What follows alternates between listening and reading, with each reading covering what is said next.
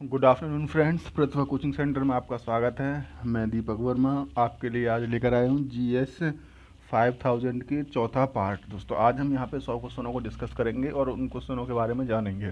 तो प्लीज़ दोस्तों, वीडियो शुरू होने से पहले चैनल को शेयर करें, सब्सक्राइब करें।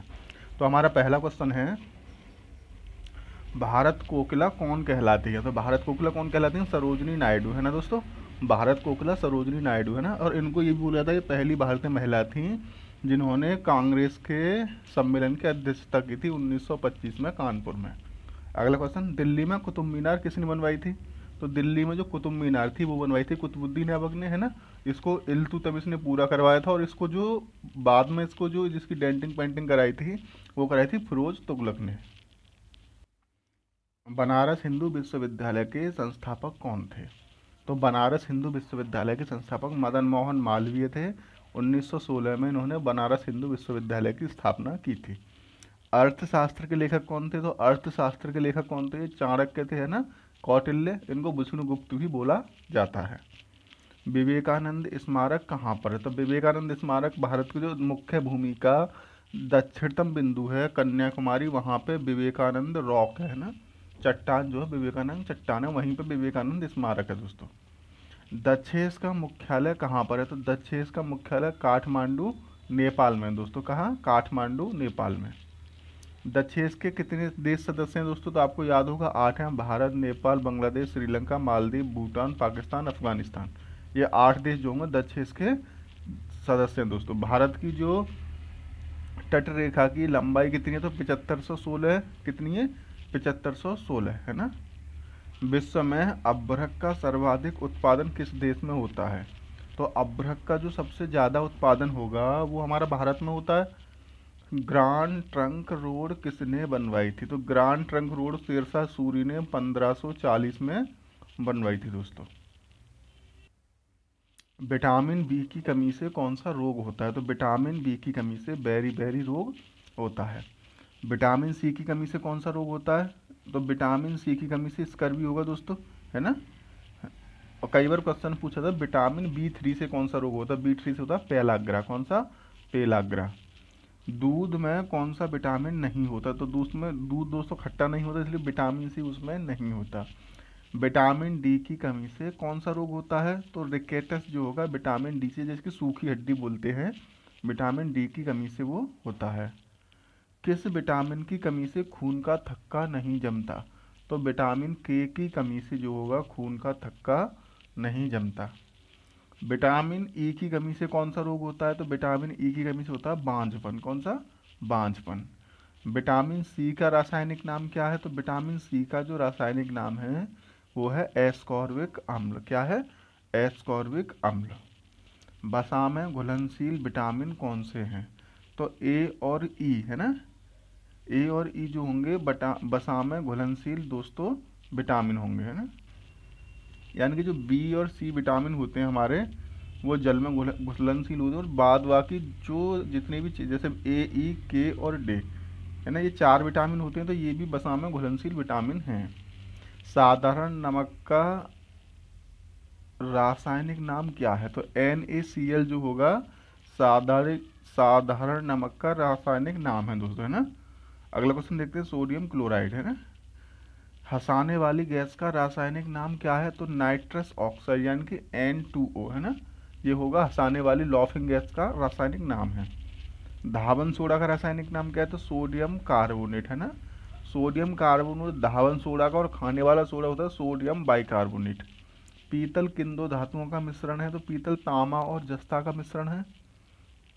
कैल्सीफोरॉल किस विटामिन का रासायनिक नाम है? तो कैल्सीफोरॉल जो होगा विटामिन डी का रासायनिक नाम है। नेत्रदान में किस अंग को दान किया जाता है? तो कॉर्निया जो होती है उसको हम क्या करते हैं? नेत्रदान में दान कर देते हैं। किस विटामिन में कोबाल्ट होता है? तो विटामिन B12 में क्या होता है? कोबाल्ट। क्या होता है? कोबाल्ट।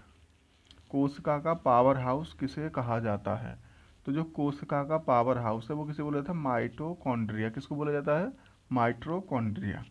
लाल रक्त कणिकाओं का निर्माण हमारे शरीर के किस भाग में होता है? तो अस्थि मज्जा में जो होगा हमारे लाल रक्त कणिकाओं का निर्माण होता है ना। बोन मैरो में। राष्ट्रीय विज्ञान दिवस कब मनाते हैं? तो जो सीवी रमन थे उनके जन्म दिवस पे 28 फरवरी को राष्ट्रीय विज्ञान दिवस मनाया जाता है। ब्लड प्रेशर मापने के लिए किस यंत्र का प्रयोग किया जाता है?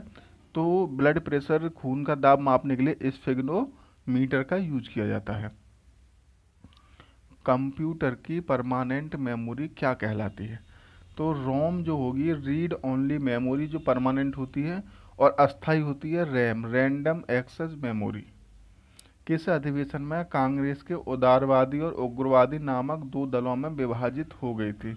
तो कांग्रेस जो है 1907 के सूरत अधिवेशन में उदारवादी और उग्रवादी नामक दलों में विभाजित हो गई थी। तंजौर का बृहदेश्वर मंदिर किसने बनवाया था? तो राजाराज प्रथम चोल ने तंजौर का बृहदेश्वर मंदिर बनवाया था। मुगल सम्राट अकबर का जन्म कहाँ हुआ था? तो अमरकोट के दुर्ग में 1542 में अकबर का जन्म हुआ था। संसद के दोनों सदनों की बैठक की अध्यक्षता कौन करता है? तो लोकसभा अध्यक्ष करता है। देखो, आर्टिकल 108 के थ्रू बैठक बुलाई जाती है और 118 आर्टिकल के तहत लोकसभा अध्यक्ष इसकी अध्यक्षता करेगा। भारत के प्रथम लोकसभा अध्यक्ष कौन थे? तो जीवी मावलंकर, यानी कि गणेश वासुदेव मावलंकर भारत की प्रथम लोकसभा के अध्यक्ष थे। कोई विधेयक धन विधेयक है या नहीं, इसका निर्णय कौन करता है? तो इसका निर्णय करता है लोकसभा अध्यक्ष। कौन करता है? लोकसभा अध्यक्ष। विश्व का सबसे बड़ा महाद्वीप कौन सा है? तो विश्व का सबसे बड़ा महाद्वीप एशिया है ना। और हैदराबाद किस नदी पर बसा है दोस्तों? तो वो बसा है मूसी नदी पर। किस नदी पर? मूसी नदी पर। विश्व में चांदी का सबसे बड़ा उत्पादक देश कौन सा है? मैक्सिको। और दोस्तों, चांदी के सबसे पहले यूज की बात आई तो हड़प्पा सभ्यता में चांदी के साक्ष्य मिले थे, वहाँ चांदी का जो सबसे पहले यूज वहीं पे हुआ था। क्षेत्रफल के अनुसार विश्व का सबसे छोटा देश कौन सा? वेटिकन सिटी है दोस्तों। इसकी जनसंख्या बहुत ज़्यादा कम है। स्वेज नहर किन दो सागरों को जोड़ती है? तो भूमध्य सागर और लाल सागर दोनों को स्वेज नहर जोड़ेगी। पनामा नहर किन दो महासागरों को जोड़ती है? तो प्रशांत महासागर और उत्तरी अटलांटिक महासागर को पनामा नहर जो होगी हमारी जोड़ेगी। भारत के संघीय क्षेत्र दादर और नगर हवेली की राजधानी कौन सी है? तो सिलवासा जो होगी दादर और नगर हवेली की राजधानी है दोस्तों। क्षेत्रफल की दृष्टि से भारत का सबसे बड़ा राज्य कौन सा? राजस्थान। और जनसंख्या की बात आएगी तो हमारा यूपी। पृथ्वी दिवस कब मनाया जाता है? 22 अप्रैल को मनाया जाता है पृथ्वी दिवस दोस्तों। फूलों की घाटी किस राज्य में है? तो उत्तराखंड में जो होगा, उत्तराखंड के चमोली में फूलों की घाटी है। योजना आयोग का अध्यक्ष कौन होता है? हमारे प्रधानमंत्री योजना आयोग के अध्यक्ष होते हैं। इसकी स्थापना कब हुई थी? 15 मार्च 1950 में, है ना। आईने अकबरी का लेखक कौन था? तो आईने अकबरी के लेखक थे अबुल फजल। हॉफमैन कप किससे संबंधित है? जो हॉफमैन कप वो टेनिस का एक प्रमुख कप है। देश बंधु के नाम से किसको जाना जाता है? तो चित्तरंजन दास होंगे, उनको देश बंधु के नाम से जाना जाता है। और दीन बंधु की बात आती है तो एंड्रूज, है ना, एंड्रूज को दीन बंधु के नाम से जाना जाता है। अशोक चक्र में कितनी तीलियां होती हैं? 24 तीलियां होती हैं। नेवी ब्लू रंग का होता है। भारत की सबसे पहली फिल्म कौन सी थी? तो राजा हरिश्चंद्र थी पहली बोलने वाली, है ना। नहीं, भारत की जो पहली फिल्म थी वो थी हमारी राजा। और अगर बोलने वाली में फिल्म की बात करूँ तो वो थी आलम आरा, है ना। और उसके निर्देशक थे आरदेसर ईरानी। सबसे छोटी हड्डी कौन सी है? तो सबसे छोटी स्टेपीज है। और सबसे ये कान में पाई जाती है। और सबसे बड़ी हड्डी की बात करेंगे तो वो कौन सी है? फीमर है। कौन सी है? फीमर। वो जांग में पाई जाएगी। मानव शरीर में कितनी पेशियां हैं? तो 639 पेशियां मानव शरीर में। और हड्डियां कितनी हैं? 206। लाल रक्त कणिकाओं का जीवन काल कितना होता है? तो 120 दिन, है ना। कितना? 120 दिन। और श्वेत रक्त कणिकाओं का 3 से 4 दिन। कितना? 3 से 4 दिन। जंग लगने से बचने के लिए लोहे पर जस्ते की परत चढ़ाने को क्रिया को क्या कहते हैं? उसको बोलते हैं तो ग्लेबलाइजेशन, है ना। ग्लेबनाइजेशन यानी कि जस्ताकरण या गलवैनीकरण।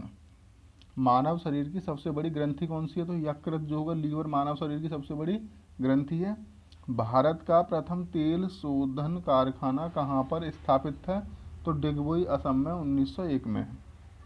यूनेस्को द्वारा कलिंग पुरस्कार किस क्षेत्र के लिए दिया जाता है? तो विज्ञान के क्षेत्र में यूनेस्को द्वारा कलिंग पुरस्कार दिया जाता है। हैदराबाद में चार मीनार का निर्माण किसने करवाया? तो कुली कुतुब शाह ने हैदराबाद में चार मीनार का निर्माण करवाया था। कांग्रेस द्वारा पूर्ण स्वाधीनता का प्रस्ताव कब और कहाँ पारित किया गया? तो सन 1929 के लाहौर अधिवेशन में। ठीक है दोस्तों। श्वेत क्रांति का संबंध किससे है? तो वो है दूध से। किससे? दूध से। भारत का सबसे पुराना चालू रेल इंजन कौन सा है? तो फेयरी क्वीन। कौन सा?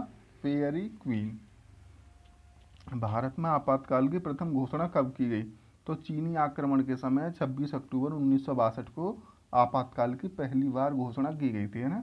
और सबसे पहले जो राष्ट्रपति शासन लगा था, कहाँ लगा? तो पंजाब के पेपसू में, है ना। भारत में भाषा के आधार पर बनने वाला पहला राज्य कौन सा है? तो वो है हमारा आंध्र प्रदेश। और भारत पर हमला करने वाला पहला मुस्लिम आक्रमणकारी कौन था? तो वो था मोहम्मद बिन कासिम। कब? 712। सेल्यूकस का राजदूत जो चंद्रगुप्त मौर्य के दरबार में आया कौन था? तो वो था मैगस्थनीज। कौन था? मैगस्थनीज, जिसने इंडिका की रचना की थी। श्रीलंका का पुराना नाम क्या है? तो सीलोन जो होगा श्रीलंका का पुराना नाम है। विटामिन की खोज किसने की? फंक ने की थी। और स्टेनलेस स्टील किस मिश्र धातु से होती है? तो आयरन क्रोमियम निकिल से बना होता है। Iron chromium nickel. कांसा किसकी मिश्र धातु होती है? तो कॉपर और टिन से मिलने से क्या बनता है हमारा? कांसा। स्वामी विवेकानंद ने शिकागो में हुए विश्व धर्म सम्मेलन को कब संबोधित किया था? तो 1893 में स्वामी विवेकानंद ने विश्व धर्म सम्मेलन को संबोधित किया था।